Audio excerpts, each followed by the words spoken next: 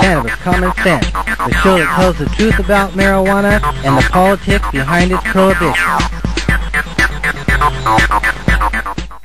Hello and welcome to another exciting edition of Cannabis Common Sense. Our show is a production of our nonprofit organization, the Hemp and Cannabis Foundation, or THCF, and our affiliated political committee, CRRH, or the Campaign for the Restoration and Regulation of Hemp.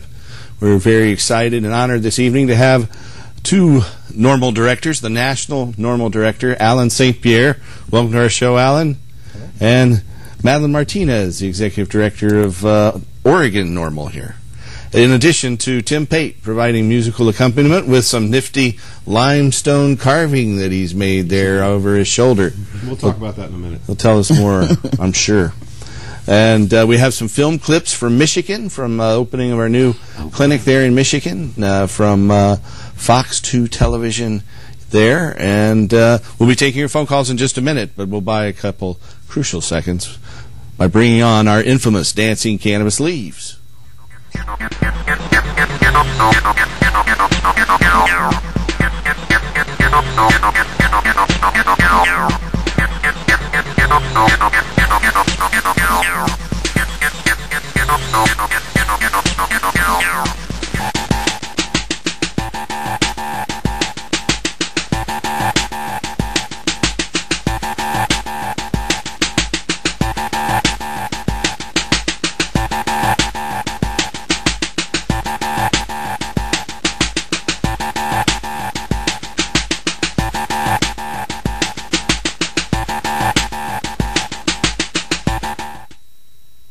Hello, folks. A few months back, during Hemp Stock, in fact, we had a very special guest on our show, John Trudell. And while he was on the show, I was truly inspired. As you all know, I've been an artist all my whole life, and a pumpkin carver and many other things. But a few weeks after I met John Trudell, I got a chance to take a master sculptor's class with a couple of people who had been just basically stone carving their whole lives. And since John was such an inspiration to me, I carved this thing behind me. It's about 98% finished, but it's called Seven Feathers. John always wears a hat with a star in the middle of the forehead, and so I'm going to turn that so you can see the star. Oh, yeah. I'm just going to turn that all the way around so you can see. It's not quite finished, but he's close. Cool. He's moving in. About the hardness of just under marble is what this is. And anyway, over the years I've always been inspired by our Native American First Nations, and this song was a result of that inspiration, and also as a result of me being a white man my whole life and finding I have to apologize for everything we've done. This is called the Indian Song.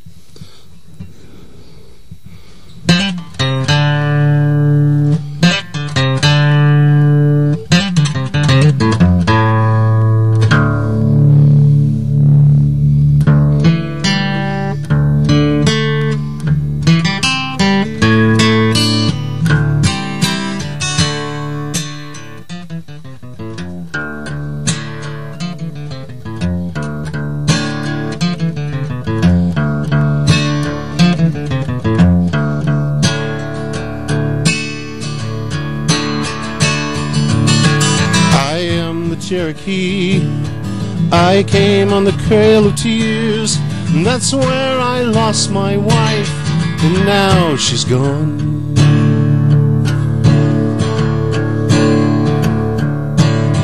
I am the Seminole, I lived in the Florida Keys, but the white man wanted them, and now they're gone.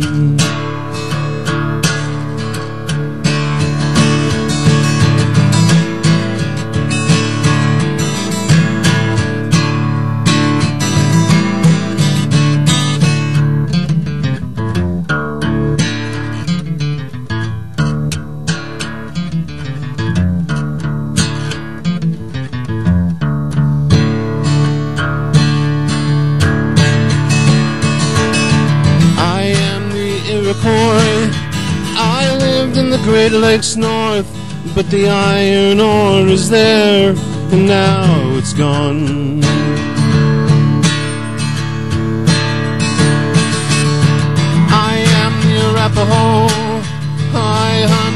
buffalo, but the long guns came and shot them, and now they're gone.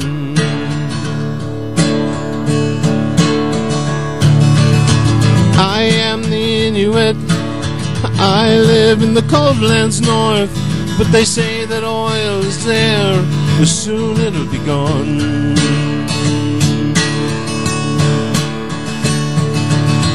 I am the Apache strong, I lived in the hot land south, but the white man wanted that too, and now it's gone.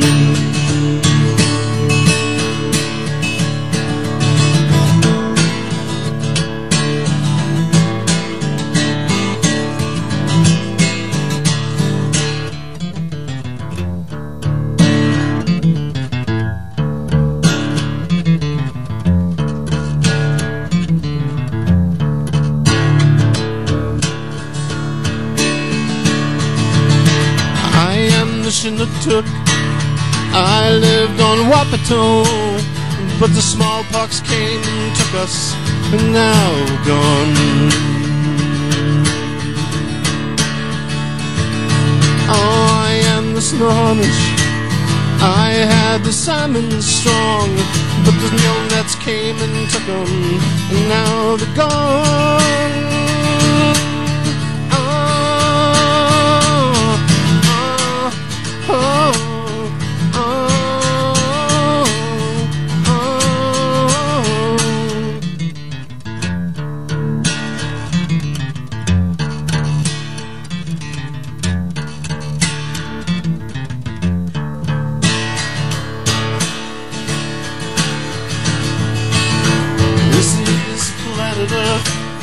It is where we all live.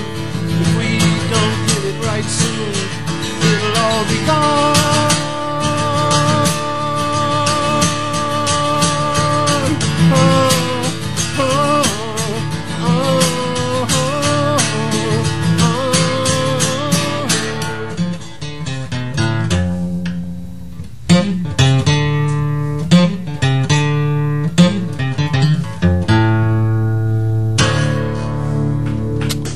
Tim, great song. Thank you. Thank you very much. Appreciate that.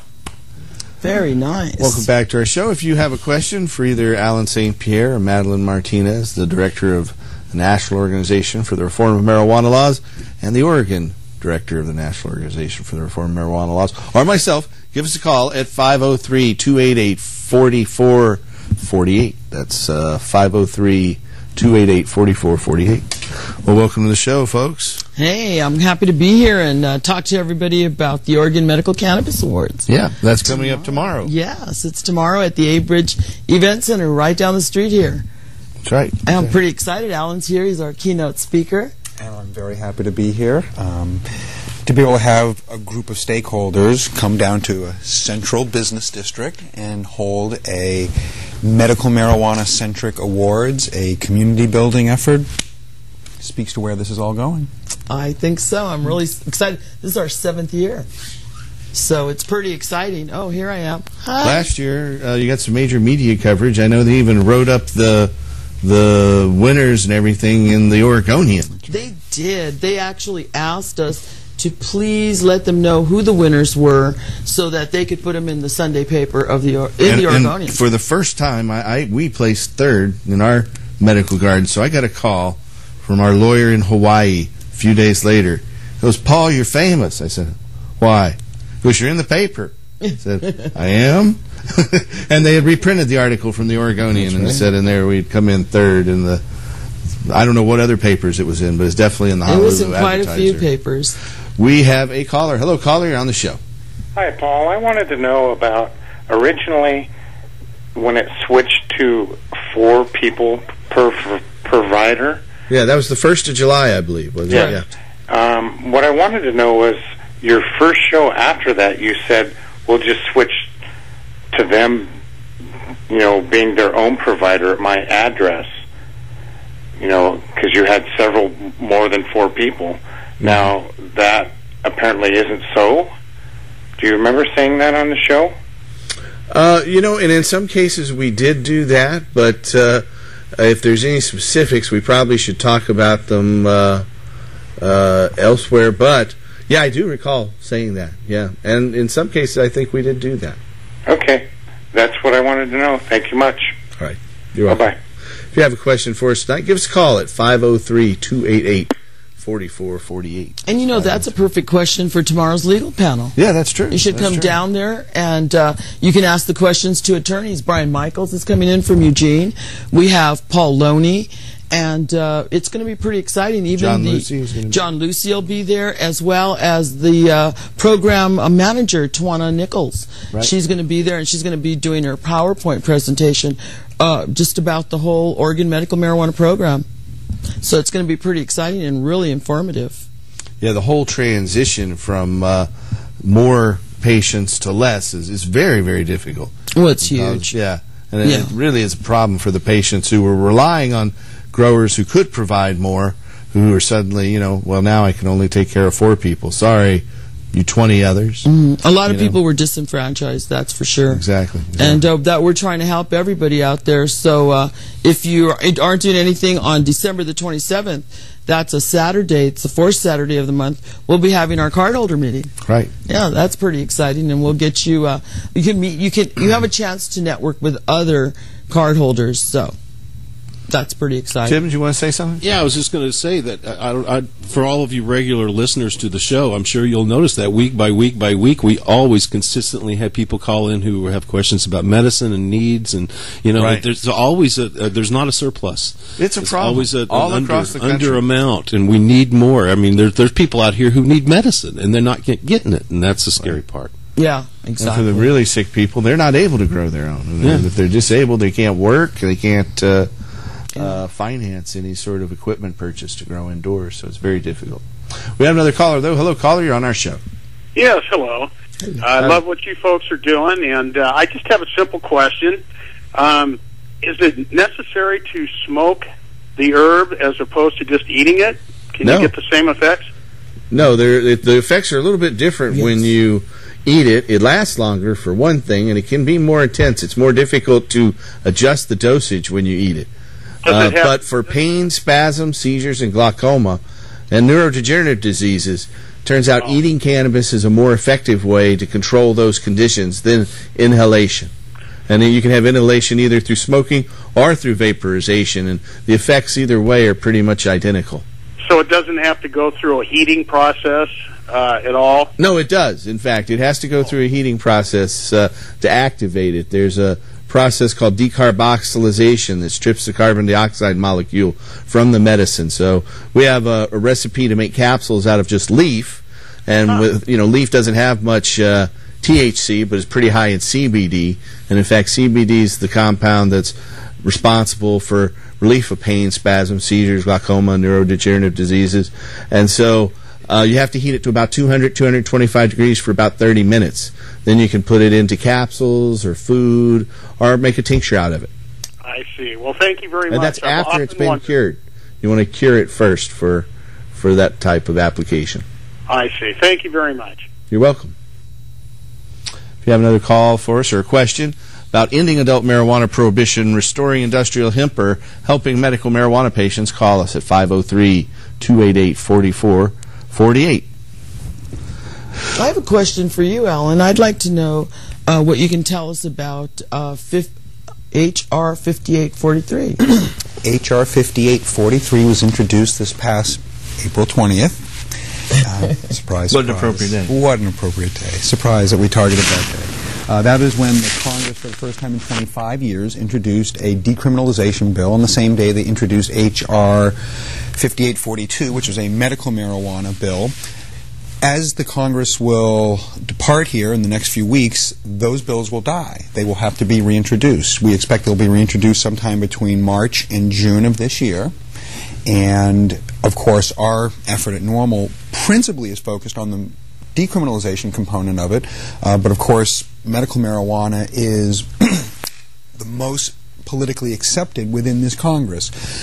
So, hopefully... There's definitely room for improvement in Congress for medical marijuana. Huge.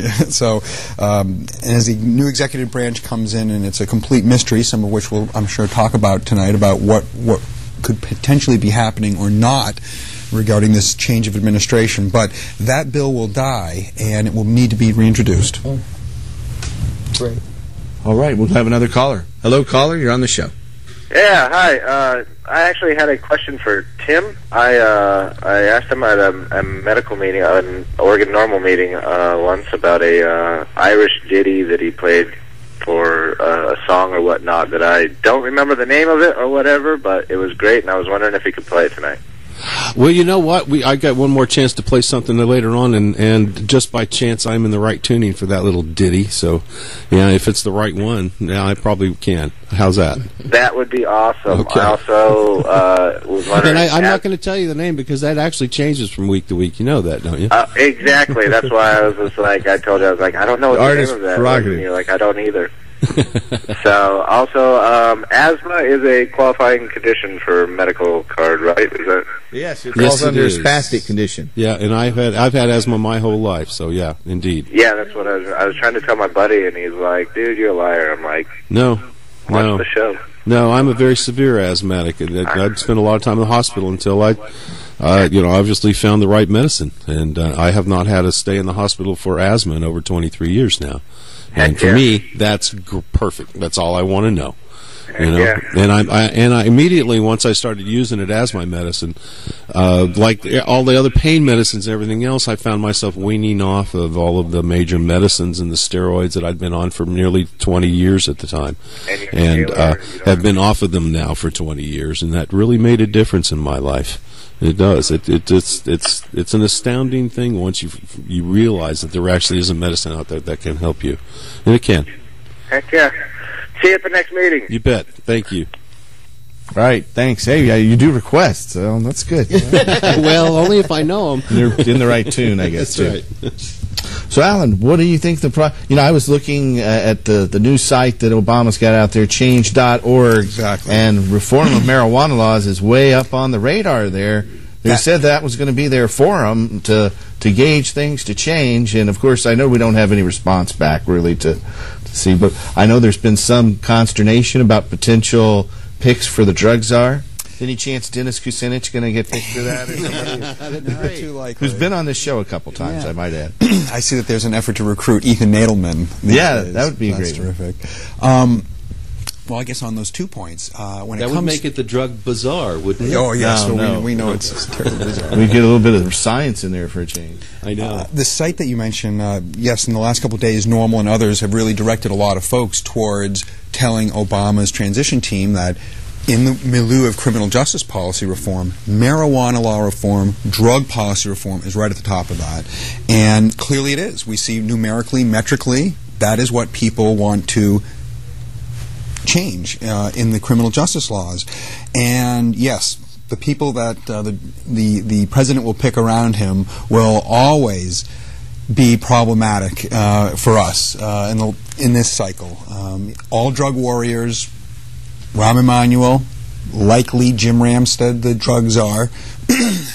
We have Rahm Emanuel as the chief of staff, and he has so strongly opposed medical marijuana for all these years. He was the gentleman that helped launch the lawsuit in 1997 that actually challenged the ability of a patient to talk to a doctor. I mean, that's how fundamental they wanted to stop the progress of medical marijuana, working hand in hand with Barry McCaffrey. Was that in the Conant case? Yes. Right. And it all begins with White House conversations. How do we stop medical marijuana? Well, if we could just stop the doctor and the patient from having that conversation. Well, thankfully they lost because, blessedly, we have the First Amendment. Yeah, that's what protects the physicians. In their, wow. Yeah. Beautiful. Many times over we're blessed by the First Amendment, that's for certain. We have another caller, though. Hello, caller, you're on the show. Hey, Paul, Madeline, it's Sherry, a.k.a. Mother Ganja. Hey, Sherry. How you doing, honey? I'm doing great. Getting ready for tomorrow. Yeah. In fact, that's why I'm calling. I was calling about if it's open to the public during the day, or because I wanted to bring somebody during the day. Oh, yeah. Yeah? It's open to the public. Come on. Yeah, and then is it just card holders at night then? So there's a seminar that takes place from, 10 in the morning Well, Till 6? we open for vending at 10 in the morning. People can start coming in. We have our legal panel at noon. And then we have our Sustainable Hemp Fashion Show at 2 o'clock, I believe. You and Alan will have keynote speeches at, what, 11 Yes. a.m.? So bright and early. Well, we're just going to be introducing ourselves and getting everybody welcome to the event. And so it's open for vending till about 6, and then it closes down in preparation for the award banquet. Yeah, it closes down about 5 o'clock, and then we get ready for the awards banquet. Okay, so 5. The vendors not get 6. out, right. And then, I'm sorry to interrupt, but then the awards, is that just card holders? It's in the evening. Right. Yeah, there are tickets available, I know, right? Oh, yeah, well, I'm a judge, so I'm already in there. Yeah. How'd you enjoy your evaluation? I'm sorry? How did you enjoy the evaluation? I did. There was quite a variety and some beautiful colors and smells and tastes. All right. Great. So Wonderful. it's an all-day event. And if you want more information, you can go online, Sherry, and find out about everything. Yeah. Well, hey, I'll get off the phone so somebody else can, ask a question, but I'll see you all tomorrow. All right. Great. All right. Yeah, good night. We should talk about how the awards are allocated. I know the judges, each get a booklet with barcodes in them that tell them which strain's which, and then they judge on a scale of, 1 to 10? Over, is it 8 categories? There are quite a few categories. I believe it's 8. And it's about how it tastes, how it smells, how it looks, appearance. But we judge double points on medical, how it helps medically. Yes, exactly. If it really helps you, that's where you score it high. And those are the ones that always win. And Mr. Verstappen's in town as well. David Verstappen. He's in again. He won 3 years in a row. Okay, he's going to try for a 4-peat. He's trying for a 4th. You know it. And everyone's hoping that they can take him down, but I don't think they're going to be able to do it. I don't know. It's hard to say. Well, he sure was. Great, they couldn't take him down in his home when the robbers came. That's right. About a month and a half ago, he managed to fight them off. He did fight them off, and he's going to come to tell about it tomorrow. All right. We have another caller. Hello, caller. You're on our show. Hi. Howdy. So you're not having a meeting tomorrow for card holders? No, there's not a card holder meeting tomorrow because of the medical cannabis awards. Yeah, we'll all be at the OMCA. You want to come to that though at the Ambridge Convention Center from 10 a.m. till 6. 300. It's a longer card holder meeting. Yeah. It's just a little different. What's the address of that? 300 Northeast Multnomah. It's right behind the Starbucks there, across the street from the Red Lion, I believe. The convention center, next right door on to the Max line. Okay, yep, right on the Max line. All right, well, I'll be there. All right, it starts at 10, so come on, support us. Will do. Great. Now, how much does it cost to get in tomorrow? Well, it's $10 to get in. There you go. Yeah. $10 at the door, a little bit more for the banquet dinner. Yeah, the banquet dinners are all sold out. We have our banquet catered. Oh, yeah. Yeah, we're kind of picky about our food, so we have it catered, and so that's already closed out. They're all sold. It's wonderful. So, Alan, you've been the director of National Normal since 2005? Correct. And when did you first start working with Normal? 1991. 91? How is it that you got drawn into Normal? What was your background before that, if you don't mind me asking? No problem. I worked at a law firm in D.C., and before there was an internet and there was still a pro bono board, walked by the board one day and there was the word marijuana, pretty rare word in America. Yes, but in D.C. in particular. Yeah, and it was Normal versus DEA, and that was the case. And it was the 21st of the 24 years of Normal versus DEA, the seminal case that challenged the scheduling of marijuana. The one with Francis Young ruling. Correct. And so in 88, when we won that part of it, where Francis Young ruled that marijuana is the safest medicine known to man, etc., the government appealed it out to the appeals courts outside the administrative process, and over the course of the next 6 years we fought it out in the appeals court and lost in a 2-1 decision in 1994. We chose not to appeal to the Supreme Court because we likely would have made bad law. That set off in the next 2 years the Proposition 215, and Prop P passed in California in San Francisco around that same time. So in some ways we lost, but it also started the statewide medical marijuana movement. Great. And so what do you think's coming in the next few years? It's just kind of, we're all looking at our crystal balls and keeping our fingers crossed and working hard to implement the change? Building community. We know that 75% of the public supports medical marijuana. About 73% of the public supports decriminalizing marijuana. But the real hard work, and what makes my hair prematurely gray, is only about 40% of the public supports legalizing marijuana. So there's this 35% gap. So we as reformers have a lot more education to do. Yeah, we did some polling on our Cannabis Tax Act petition, as you know, a couple months ago, and got 42%. Yep. We're redrafting it in the hopes that we can come up with something that'll win. Polling will tell in the end. Yep. We will see. We have another caller. Hello, caller. You're on the show. Oh, no, they're gone. Oh, darn. Try back. Yeah. Yeah. If you have a question for us tonight, you can call us at 503-288-4448. We'll be taking your calls, for about another 30 minutes or so. So the award banquet sold out. The award banquet sold out, a couple of days ago. It actually sold out pretty quickly. Great. I was surprised we actually had to add on a couple of more dinners, a few more, Good. because people were so interested. It's pretty exciting. Well, they knew Alan was coming, so they're all coming out, It's pretty exciting. Do you anticipate local and state media? We don't really get very much media. They just, we send our press release out, and they come. And last year we did get, like I said, the Oregonian was there, Willamette Week was there. Yeah, we got some pretty good coverage. And they come, they come and they go. We don't get the big stations very often, Right. unfortunately. And a lot of times it's their other pejorative view as if they do come. But, exactly. We keep plugging along. I thought the story last year from the Oregonian was very, very good. Yeah. I thought it was really well done. They were pretty fair-handed about it. They said it was just like any other convention. Yeah. That's what I wanted to do. Our goal, one of our missions with Oregon Normal was to actually mainstream.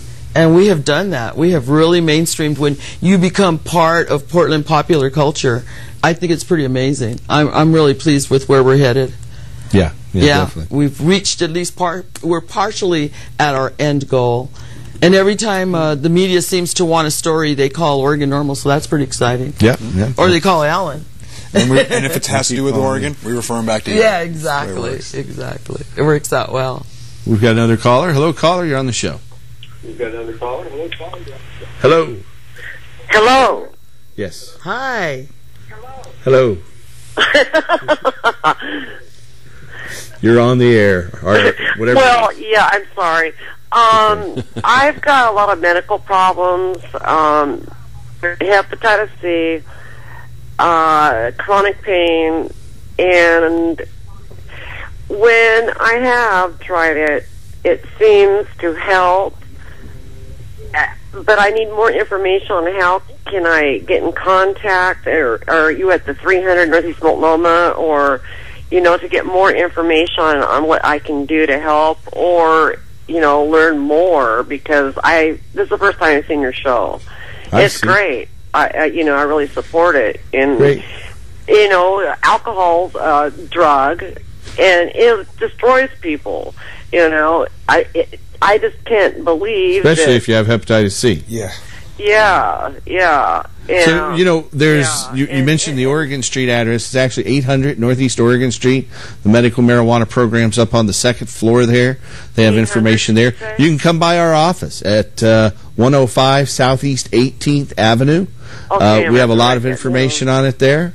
You could call us at 503-235-4606, and we'll have a trained and knowledgeable staff person call you back and answer all your questions one-on-one in that environment as well. I really appreciate it, and hey, we're glad to do it. A great job. We're here to help.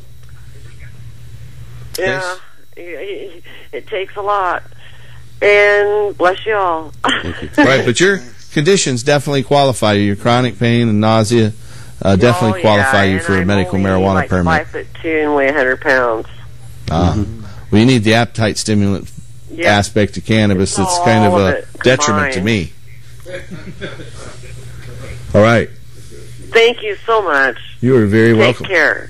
Thank you. Have a great evening.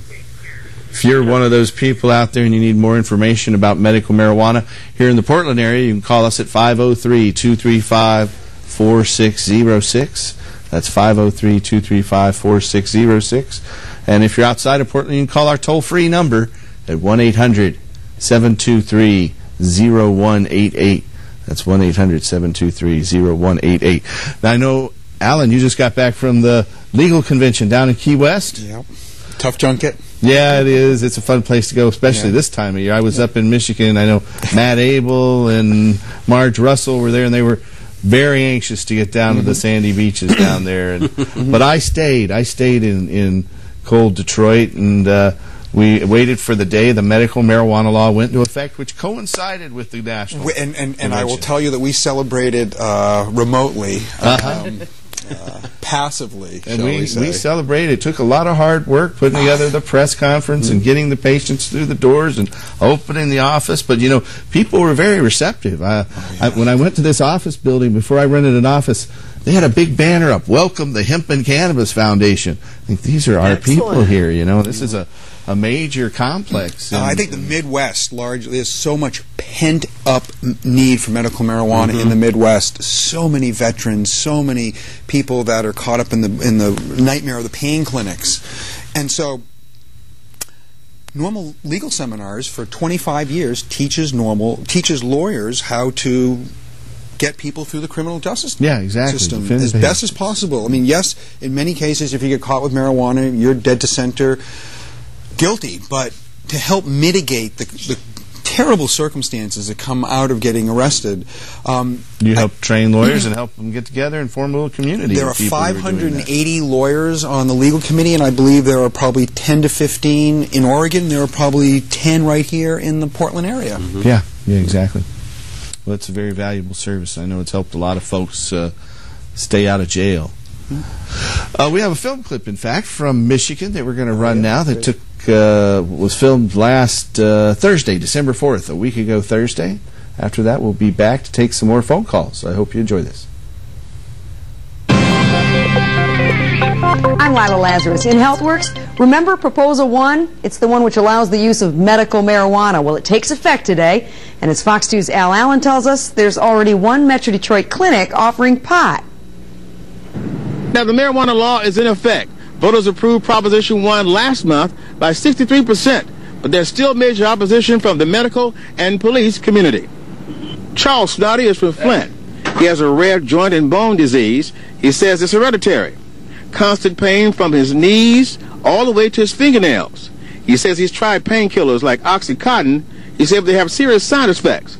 But now he's smoking, eating, or vaporizing marijuana. It eases the pain and lets him live a productive and active life. So I think that cannabis as a medicine is a nice alternative because you can kind of keep your a better control of, I guess, of your life. Michigan became the 13th state to approve medical marijuana. Thousands in Michigan smoke pot for pain. Now the first office is opened in Southfield, issuing temporary forms for patients to fill out. Supporters tell Fox 2 marijuana may not be a miracle, but studies have reported it helps ease the pain. So we're giving them a document that authorizes their use of cannabis until the state document, the state registry ID system is put in place in April. I see a lot of patients that have now come back for their year visit, and their lives have been made functional again because they were able to get themselves off of narcotics and get onto something that not only takes care of their pain and other symptoms like nausea, but allows them to function again and start working again in the workforce. That was Fox 2's Al Allen.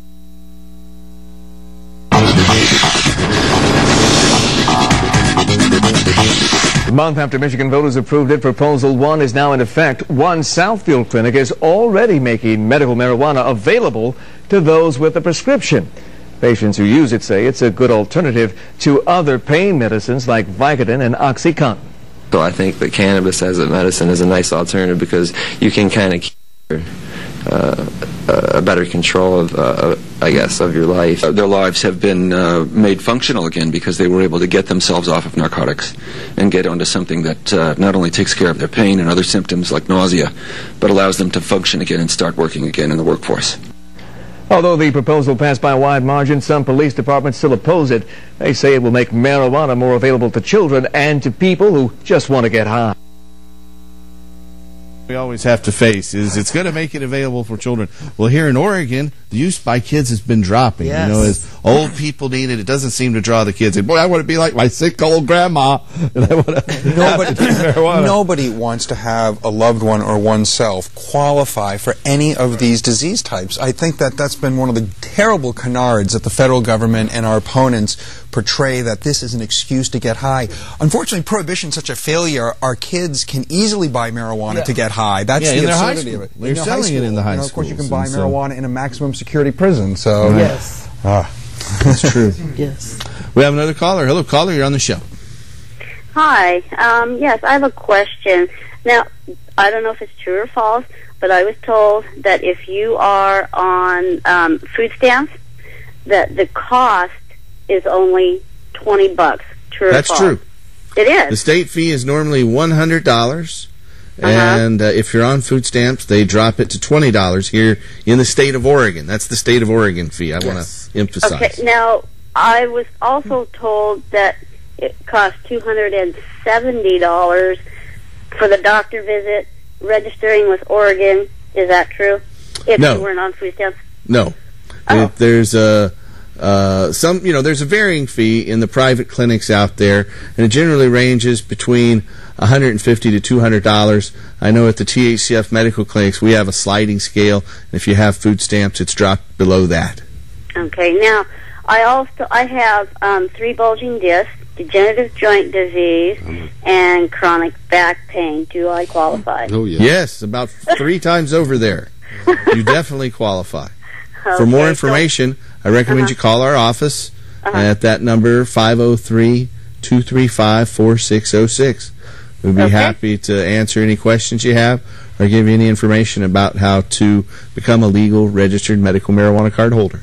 Okay. Now, would I have to bring in my food stamp card just to verify that I am on Well, food it stamps? certainly doesn't hurt. And I know the state requires some sort of verification of your food stamp card. And if you're going through one of the clinics, generally they'll make copies of your cards and put that into your package that you turn into the state.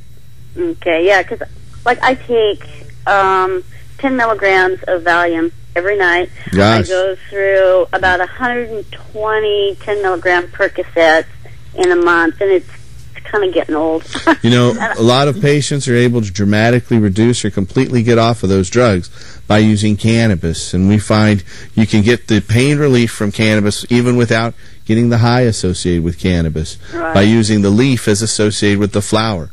Well, the CBD in cannabis is the thing that controls pain and spasms, seizures, glaucoma, and that's found throughout the plant, where the THC, which is good for nausea and as an appetite stimulant and for some psychological conditions, is mainly in the flower. And so we recommend eating cannabis 3 times a day, first thing in the morning, middle of the day, before you go to bed at night. If you want the high associated with cannabis, you can make those foods or capsules or tinctures out of the flowers or the buds. If you don't want that, you can make it out of the leaf and get the relief from the CBD or cannabidiol in cannabis. And that will calm down my nausea, because I have nausea too. I have had it for over 20 years. And it'll help. The THC will help with that as well. Okay.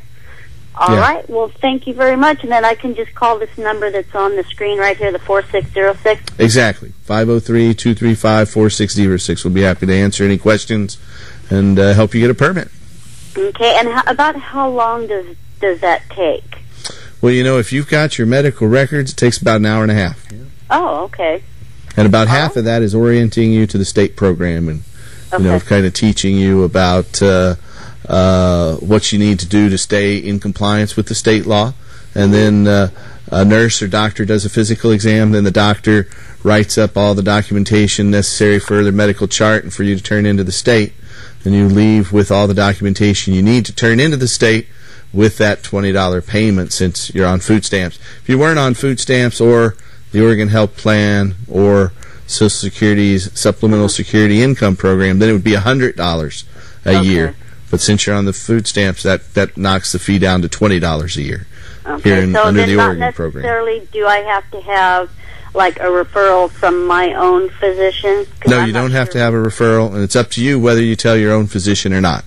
Okay. Now, they are not at liberty to say anything to anybody if I were Of course to go, not. Your medical privacy should be respected by all medical professionals, and of course, in the medical, when you're dealing with medical cannabis, it's your rights to privacy are upheld particularly vigilantly.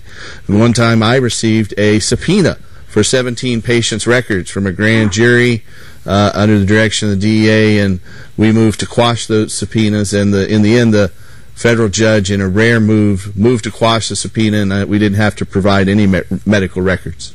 Oh, good. I said you're shaking now. Okay, thank you. I appreciate that so much. And then I'll just give the main number a phone call, and they'll set me up with an appointment? Exactly. Okay, well, I appreciate your time, and thank you very much. I love your show. Thank you. We're glad to help. Merry Christmas. Happy holidays to you, too. Isn't it great to be able to help so many people just by doing the show? And it's true. You have all this the clinics, information. In Michigan, the law just went into effect that we saw 30 patients the first day. There were 2 different couples that sat there, and the whole time I'm talking to them, tears are just streaming out of both of their eyes, and they're so grateful. People are always so grateful and thankful and thank us in what we're doing. You couldn't imagine another job. It's not really a job, it's a labor of love, but you couldn't imagine doing anything else where people don't express more gratitude and how you're helping people, and getting off those debilitating drugs like Percocet and Vicodin. Those things aren't meant for long-term use, and doctors unfortunately push them like they were. Well, and Oregon ranks 10th in the nation on drug abuse and addiction to painkillers, and that's really frightening when you think about it. It is. And, it really is. In some cases, these folks don't have anywhere else to turn, and when they find out that cannabis is an alternative that can help them improve their quality of life and restore their sanity and ability to function, it's like a miracle drug. And the fact that it helps so many different conditions, it really is a miracle drug. And it's another thing. So, happy to be able to fight this fight. Exactly. It's something that you take the plant that produces more fiber, more protein, and more oil than any other plant on the planet, and it produces such a valuable medicine too. And the truth and justice are on our side, and eventually we got to win sometime. It's we're going to get there. Play out. I want to encourage everybody to come out to the Oregon Medical Cannabis Awards tomorrow, because all of this information that you're listening to tonight is going to be there. Dr. Sandra Camacho is going to be on the legal panel to talk a little bit about the legal end of it. I mean, the medical end of the legalities of it. And I just think it's going to be exciting. Our nifty renegade statistic gatherer, Radical Russ Balville, has pulled together these great graphics, and it shows how they are not telling the truth. They're being disingenuous about how work safety is a hazard because of medical marijuana patients, that people are out there having accidents. It is absolutely not true. I'm sorry. I know you just got into it. But look at this. I think it's really important that it's challenged here.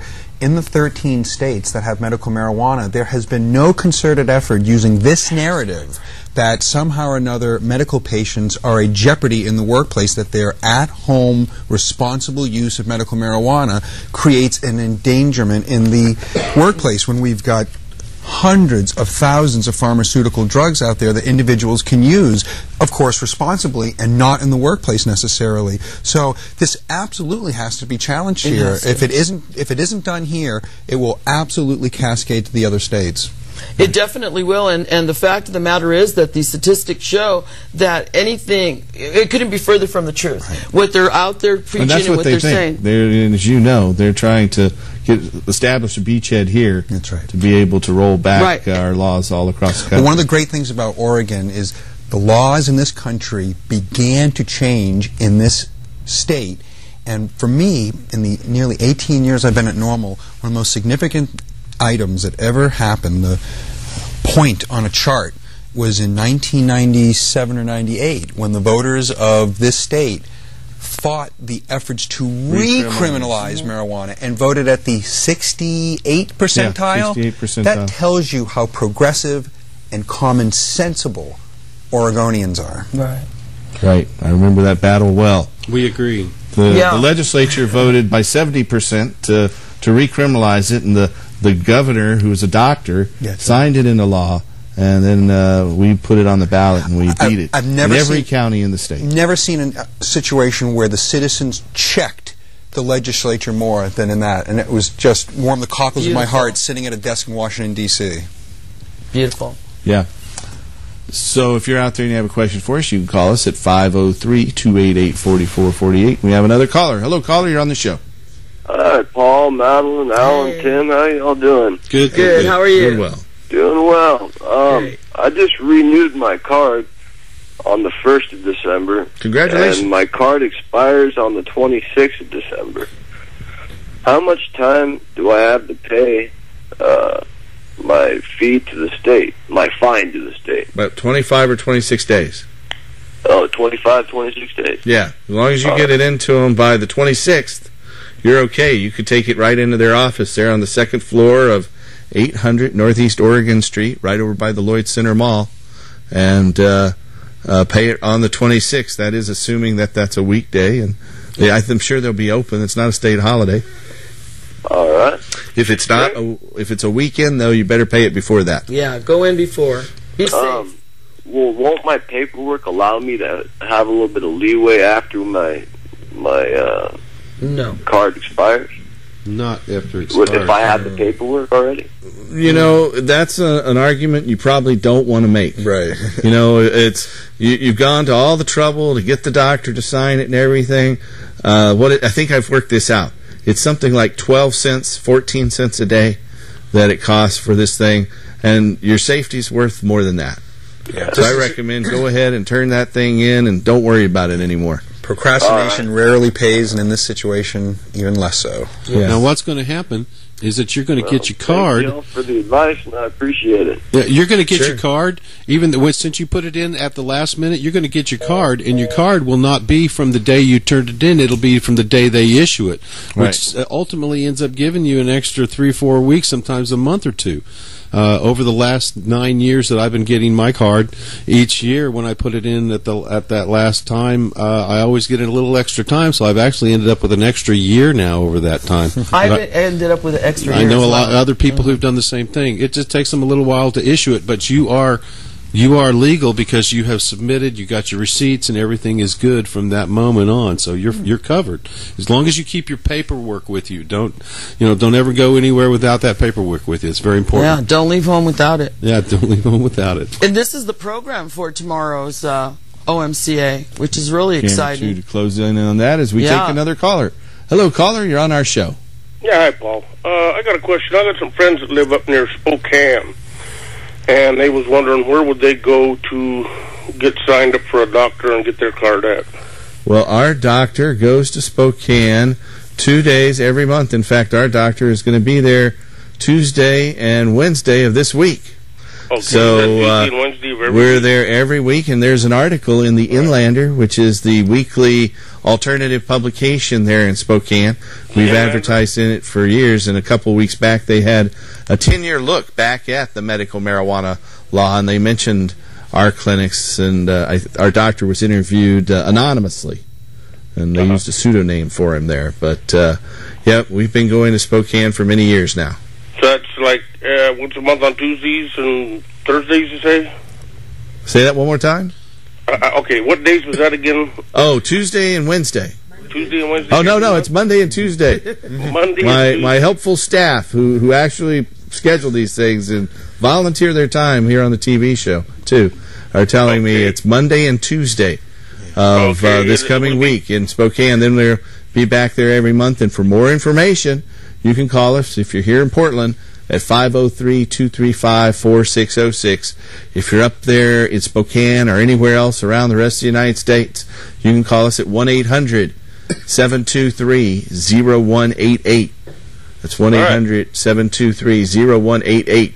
And if they want, they can. If they've got valid records, we do take walk-ins if they are accompanied by records that we can validate. All righty. Well, thank you. You're welcome.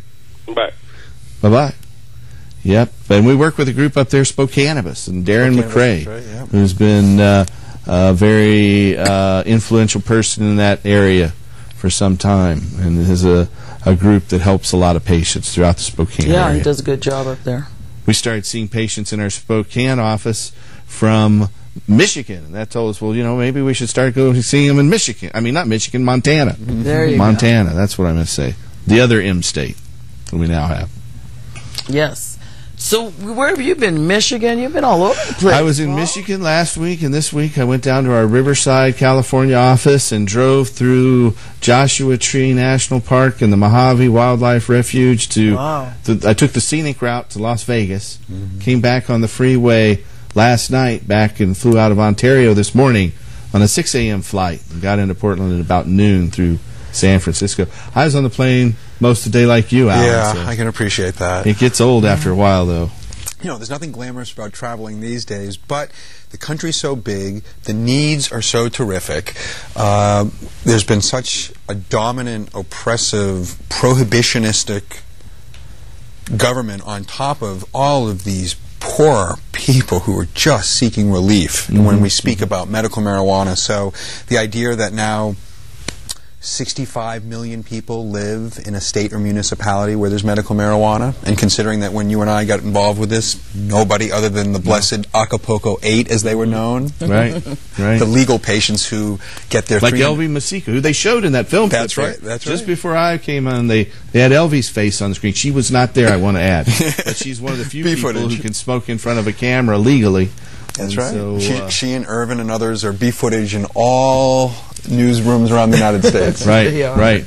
The other fellow who was in that, Charles Snyder, he has a rare condition called nail patella syndrome, and he'd been through an arrest and was an activist in the campaign, and in fact he even they put his syndrome, which is a very rare syndrome, nail patella syndrome, into the Michigan conditions. Even though it was technically covered under pain, they still put it in explicitly for him. So he was the first patient through our clinic that day, and he did a great job with the media. We have another caller. Hello, caller. You're on our show. Hello, caller. Yes. Yes. If you're an Oregon card holder and you go into another state that's got medical marijuana, are you still legal? Only in the state of Montana and now in Michigan.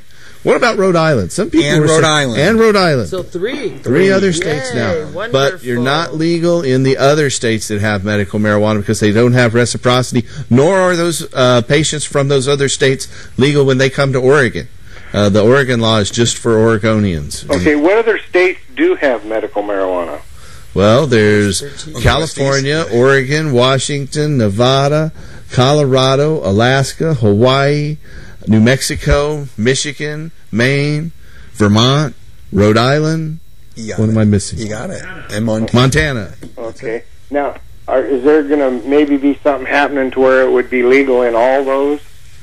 Well, there's a big move in Congress. I know Barney Frank introduced the states' rights to medical marijuana bill. I understood they thought they had the votes last time to pass it, but the Speaker of the House, Pelosi, did not want to bring it forward because it'd make them look soft on crime. Absolutely. And this time out, acknowledging with 2 wars, economy in a full tumult, that we're basically being told as reformers to step back. And keep going to jail, by the way. Keep going to jail. Step back and keep going to jail and working on your prison blue uniforms. One of the things that I guess we should take some umbrage in, or not umbrage, but solace, should I say, is the fact that George Soros, Peter Lewis, 2 baby boomers, shall we say, have put up $20 to $30 million to get these Democrats elected in these last 2 cycles. While many of us have been working at the grassroots levels for years, we have a couple men now that you have to imagine, if they cannot pick up the phone, and these are men, particularly Peter Lewis, who uses marijuana, loves marijuana, the idea that they should have the access, that they put the money up front for. So between the activists at the grassroots level and the amazing access that these men should have, It's about time we should see some change. So hopefully, this is the first time we've had a president that isn't a conservative president in my lifetime. Jimmy Carter from Georgia was very conservative. That's right. Clinton was no liberal. He was a conservative, Absolutely. centrist Democrat. Yep. It's the first time we've had a president that could even make any claim toward being progressive since at least Lyndon Johnson and perhaps Truman and FDR himself. And used marijuana and cocaine and has lived in places like Hawaii and Tunisia. Right. I remember Hawaii back around the time he was there. I was in the Army just as he was taking off. And you'd have to know that he's seen some good marijuana in his life. Yeah. We have another caller out there? No, that's the same caller. Oh. No, I see. That answers still there. my question. Okay. Good job. Keep things going. All right. Hey, we will. Thanks for your phone call. You know what? We are out of time. I want to thank you for coming, Alan. Thank you, Madeline. We've got the Oregon Medical Cannabis Awards tomorrow at the Ambridge Convention Center from 10 a.m. in the morning till 5 p.m. in the afternoon. It's only $10 at the door. A lot of vendors, a lot of information. Come down and ask us questions. Yeah. And then you also get access to the legal panel and the medical panel, and then you'll learn a lot, I'm sure. And anything you want to say in closing here, Alan? Just that Oregon is at the vanguard of changing the laws in this country. There are no social and legal trends that come from east to west. They come west to east these days, and blessed are the Portlanders. Amen. Thank you. Thank you, folks, for watching. We're going to go out on another song, maybe a request by Mr. Tim Pate. Tune in next week. See you at the Oregon Medical Cannabis Awards tomorrow, and help us restore hemp. Yeah. Right. We got hemp soap.